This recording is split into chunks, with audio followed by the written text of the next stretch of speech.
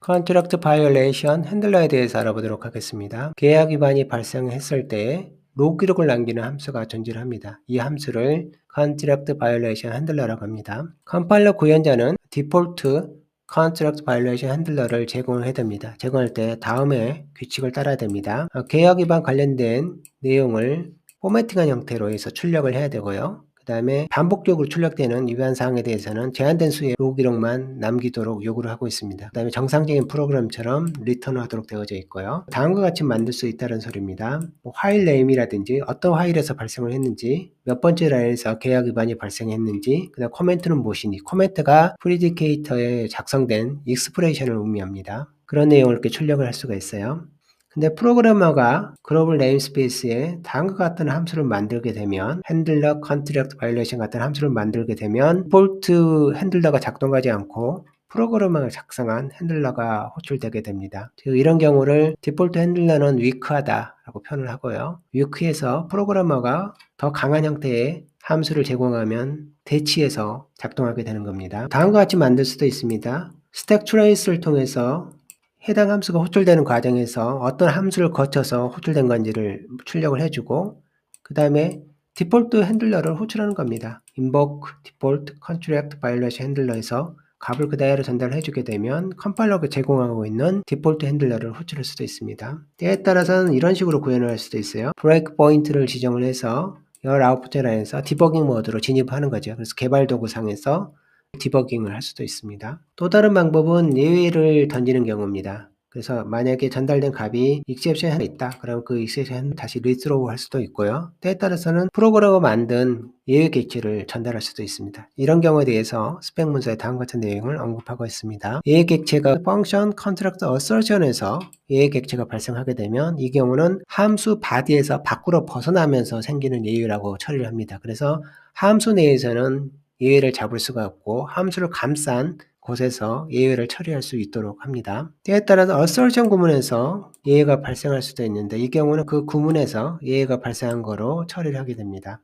계약 위반 객체에 대해서 알아보도록 하겠습니다. 코멘트는 프리디케이터에 작성된 익스프레이션을 의미하고요. 딕텍션 보드는 익셉션이라든지 프리디케이터가 false해서 계약 위반이 발생하게 되는데 그 사항을 반환하게 됩니다. 그 다음에 예외를 통해서 발생하는 경우는 evaluation exception이 그 예외 객체를 반환하게 되고요. 그렇지 않은 경우는 nul을 반환하게 됩니다. is terminating은 terminating semantic인지 여부, kind는 precondition specifier인지 post condition specifier인지 assertion statement인지 세 가지 경우 중에 하나가 리턴될 거고요. location은 계약 위반이 발생한 위치 정보를 알려주게 됩니다. 어떤 파일에 어떤 소스에서 발생한지를 확인할 수가 있습니다. 시멘틱은 네 가지의 시멘틱 중에 어떤 시멘틱으로 평가한 경우인지를 알려주게 됩니다. 이거너, observe, enforce, quick enforce 같은 네 가지 경우가 있었죠. 그 다음에 invoke default contract violation handler는 컴파일러가 제공하는 디폴트 컨트랙트 핸들러를 호출할 때 사용합니다. 다음으로는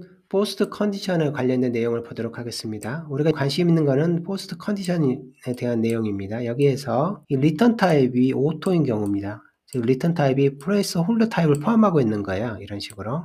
그럴 때에 result name introduce, 즉 여기는 R에 대한 내용입니다. 만약에 오토로 리턴하고 함수이면 result introduce name을 사용하게 되는 사항에서는 함수의 구현부가 같이 와야 됩니다. 즉 definition과 함께 사용을 할 수가 있어요. 그래서 네 번째 라인은 오류입니다. 왜냐하면 오토로 사용하는데 일반 함수죠. 일반 함수에서 오토로 사용하는데 바디까지 와야 되는 거죠. 근데 템플릿 같은 경우는 가능합니다. 이런 경우는 나중에 템플릿에 대한 타입이 결정이 날 때 R을 결정하면 되니까 문제가 없습니다. 이런 경우는 문제가 없는데 일반 함수이면서 오토를 리턴하는 경우에 result name introduce는 definition에 같이 정의가 되어야 합니다. 포스트 컨디션에 사용된 프리디케이터에 대해서 알아보도록 하겠습니다. 우리가 관심 있는 내용은 포스트 컨디션 스페시파이어 관련된 내용입니다. 여기서 함수가 가지고 있는 파라미터 이름이 포스트 컨디션에 사용이 된다는 거예요. 이름이 포스트 컨디션에 이렇게 사용이 된다는 거고요. 이름이 포스트 컨디션 사용이 되는 이런 사항을 얘기하는 겁니다. 이럴 때 모든 파라미터를 다 포스트 컨디션에 사용할 수 있는 것이 아니라 컨스턴트 타입일 때만 사용할 수가 있습니다. 보면 컨스턴트 타입을 가져야 된다라고 되어져 있죠. 그래서 i를 여기다 쓰고 싶지만 이런 경우는 쓸 수가 없습니다. 그래서 에러입니다. 여기는 i가 컨스턴트입니다. 따라서 쓸 수가 있어요. 여기는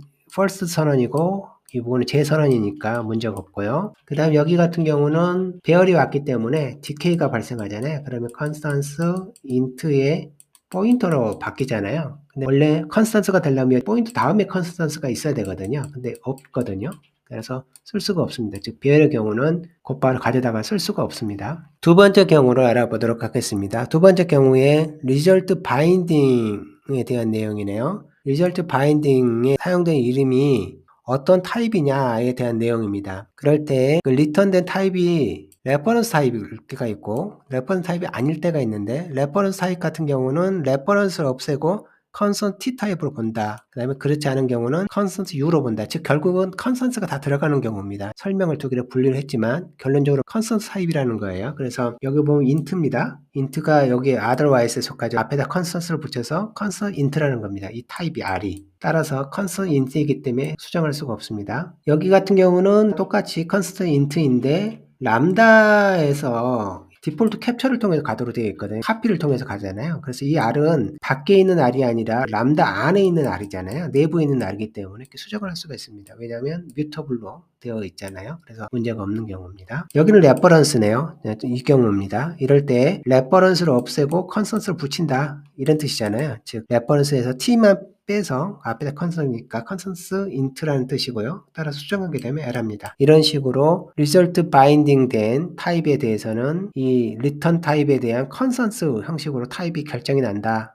그런 내용입니다. first condition에 사용된 predicate에 대한 제약 조건을 배웠는데 이제 그 외에 제약 조건에 대한 내용을 배우겠습니다. contract assertion에 unqualified id가 등장하는 겁니다. 이럴 때 qualified id를 어떤 식으로 처리하는지에 대한 내용을 보도록 하겠습니다. 기본적으로 그 outside of C, 즉 컨트랙트의 밖에 있느냐 내부에 있느냐에 따라서 달라지게 됩니다. 즉 내부에 있는 경우는 일반적인 룰을 따르는데 밖에 있는 경우에 대해서는 내부의 프리디케이터에 등장할 때는 컨스턴트 T로 바뀌어서 사용이 됩니다. 예를 들어서 보게 되면 프리 컨디션이 등장하고요.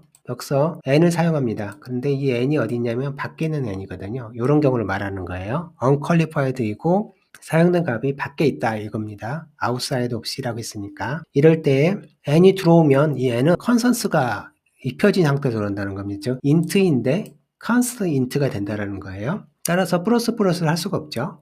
여기는 i가 들어오는데 이 경우는 파라미터 이름이 들어오잖아요. 근데 포스트 컨디션에서는 컨스턴트 타입에 대한 것만 쓸 수 있었잖아요. 근데 지금 프리 컨디션이잖아요. 프리 컨디션에서는 상관이 없는 거예요. 그래서 i를 쓸 수가 있어요. 쓸 수가 있는데 int에다가 컨스턴트를 붙여서 컨스턴트 int이기 때문에 수정할 수가 없습니다. i를 써서 오류가 아니라 수정을 해서 문제가 되는 거예요. 이거 같은 경우도 x가 들어오는데 x가 컨스턴스가 되니까 m을 호출하게 되면 멤버 함수가 컨스턴스 멤버 함수가 되어야 되잖아요. 그렇지 않아서 오류가 되는 겁니다. 즉 x를 써서 문제가 아니라 m이 컨스턴스 멤버 함수가 아니라서 오류가 되는 거예요. R 같은 경우는 레퍼런스를 제거하고 컨스턴스가 붙습니다. 컨스턴스 int가 되는 겁니다. 역시 수정하면 에러가 됩니다. 프리컨디션에서는 이런 룰을 따라서 작동하는 거예요. 포스트 컨디션은 저번에 배웠듯이 약간 다르게 작동하고요. 그런데 이제 포인터 타입인 경우는 포인터 자체는 컨스턴스가 되지만 포인터로부터 원래 타입을 추적해서 수정을 할 수는 있습니다. 즉 여기서 p 타입은 int의 포인터의 컨스턴스입니다. 포인터 자체가 변할 수 없는 거예요. 근데 레퍼런싱을 하게 되면 원래 int가 접근할 수 있잖아요. 플러스를 해도 상관이 없습니다. 여기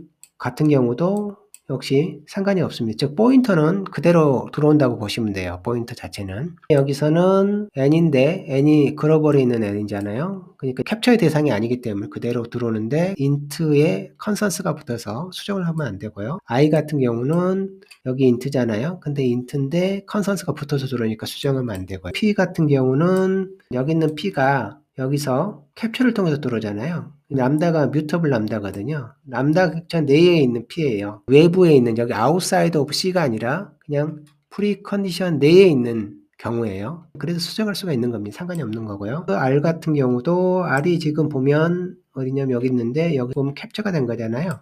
카피를 통해 들어온 거니까 역시 문제가 없고요. 그다음 디스 수정하는 게 역시 문제가 없습니다. 그 다음에 또 그 안에 또 람다가 있는데 K는 새로 만든 거고요. I는 여기서 이렇게 들어오는 거잖아요. 여기 레퍼런스 결국 밖에 있는 값이잖아요. 프리 컨디션 밖에 있는 경우는 컨스턴스입니다. 수정하면 에러가 되는 거고요. J는 내부에 있는 거고 K 같은 경우도 내부에 있는 거고 이런 경우는 문제가 없습니다. 즉 프리 컨디션 내부에 있느냐 밖에 있느냐에 따라서 적용되는 룰이 다른 겁니다. 여기의 경우도 그렇습니다. 여기에 n이라는 값이 있는데 이 n은 밖에 있죠. 그래서 수정하면 안 되고요. 여기도 수정하면 안 됩니다. 왜냐면 다 컨스턴스가 붙었다고 보시면 되고요. 근데 포인터 같은 경우는 포인터로부터 출발해서 원래 레퍼런스 된 객체에 대한 수정을 할 수가 있습니다. 제한 문서를 보다 보면 조금 헷갈리는 내용들이 일부가 나옵니다. 가장 대표적인 경우가 프리디케이트 사용된 변수를 수정할 수 있는 거냐, 수정할 수 없는 거냐, 어떤 데는 사용하는 것처럼 나오고 어디서는 버그라고 얘기를 하는데 그래서 제가 제한 문서를 찾아봤더니 다음과 같은 내용이 나왔습니다. 일단 다음과 같은 코딩이 적법하대요. i가 들어올 때 프리디케이트에서 외부 값이 들어오니까 컨스턴스 인트가 들어오잖아요. 다시 인트로 돌린 다음에 플러스를 해요. 이 구문이 적합하다는 겁니다. 즉 원칙적으로는 컨스턴스인 경우는 수정을 못 하는데 컨스턴스 캐스트와 같은 방법을 통해서 수정을 할 수 있는 거예요. 그래서 뭐 가능은 하지만 하지 마라라고 되어 있는 겁니다. 그 다음에 컴파일러 관련된 설명을 하면서 컴파일러가 어떻게 구현을 해야 된다라는 설명하는 과정에서 이런 예제들이 등장하는데 이런 예제들은 기본적으로 문제가 있을 수가 있습니다. 여기 같은 경우는 S가 컨스턴트로 들어왔겠죠. 근데 뮤터블이에요. 그러니까 여전히 수정할 수 있잖아요. 이 구문은 정상적인 구문입니다. 근데 이 구문은 버그예요. 최근 스펙으로는. 왜냐하면 밖에 있는 값을 들어올 때 컨스턴트가 붙어서 들어오잖아요. 수정할 수 없잖아요. 그렇죠? 근데 이 부분을 설명하는 거는 어떤 다른 목적을 위해서 불가능한 코딩이지만 설명을 하고 있는 거로 보여요. 관련된 내용을 찾아보니까 이렇게 설명이 나와 있습니다. 컴파일러가 이 프리디케이트 구문을 추론을 한다는 겁니다. 컴파일러가 반환된 값을 증명할 수 있으면 사이드 이펙트를 0으로 할 수 있다. 즉 앞에 부분을 없는 것처럼 취급할 수 있다는 내용이에요. 이 코딩 자체는 버그가 없죠. 왜냐하면 S가 컨스턴스인데 뮤터블이니까 상관이 없어요. 근데 이 부분을 부작용을 0으로 실행할 수 있다라고 얘기를 하는 겁니다. 그래서 이 구문을 0번 실행할 수도 있고 물론 여기 보면 문서상에 보면 어떤 수든 가능하다 되어 있어요. 근데 거기에 0이 포함이 되어져 있다라고 그런 식으로 얘기를 하고 있거든요. 그래서 이렇게 0번 실행을 할 수도 있다. 물론 못할 수도 있지만 그런 식으로 언급이 되어 있는 거고요. 위에 같은 경우는 이제 추론을 하는데 컴파일러가 프리디케이트의 값을 결정하는데 예외라든지 롱접이라든지 터미네이트 같은 함수가 있으면 이 값이 어떤 값인지 확정을 못 한다는 겁니다. 여기는 false라고 항상 나온다는 걸 알 수가 있는데 이 경우는 알 수가 없다는 거예요. 그러면 최소한 한 번은 실행을 해야 된다는 겁니다. 그래서 부작용이 최소 한 번은 발생할 수 있어. 이런 얘기를 하는 거예요. 그래서 최소 i는 1보다는 큰 값이 된다라는 거예요. 어쨌든 간에. 물론 밖에서 들어오는 i이기 때문에 컨스턴트 수정했으니까 버그죠. 버그가 아니라고 그러면 최소한 이거 이 한 번은 지나간다라는 거예요. 그래서 컴파일러가 이런 구문에 대해서 예측할 수 있느냐, 예측할 수 없느냐, 예측할 수 없는 경우는 예의 구문이 있거나 롱점프가 있거나 터미네이트 같은 구문이 있으면 예측할 수 없어서 한 번은 최소한 실행을 해야 된다라고 이렇게 언급을 하고 있는 겁니다.